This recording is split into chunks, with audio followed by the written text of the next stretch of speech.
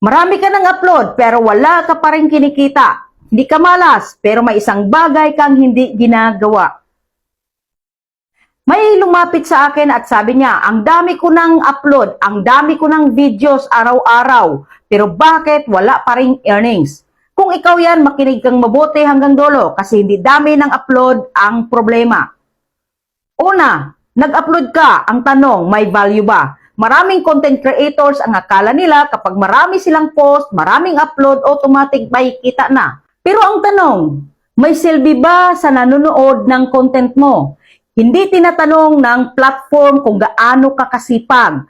Ang tinatanong ng algorithm ay, may natutulungan ba itong video na ito? May natutunan ba ang nanonood? Pinapanood ba ito hanggang dulo? Kung hindi, kahit 1,000 videos pa yan, zero earnings pa rin yan. Kung wala kang problemang nasusolve sa video mo, wala ka talagang kita.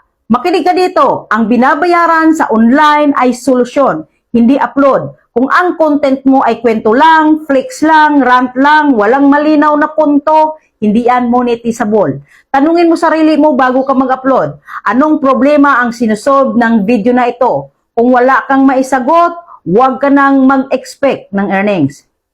Pangatlo, hindi ka pinagkakatiwalaan. Isa pa ito sa masakit pero totoo. Hindi ka kikitaan kung hindi ka trusted.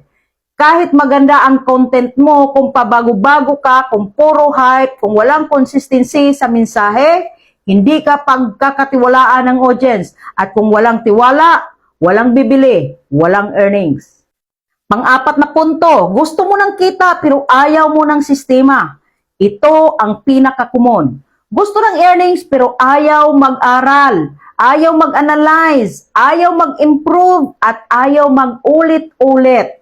Ang content creation ay negosyo, hindi trip-trip lang. Kung wala kang sistema, wala kang income.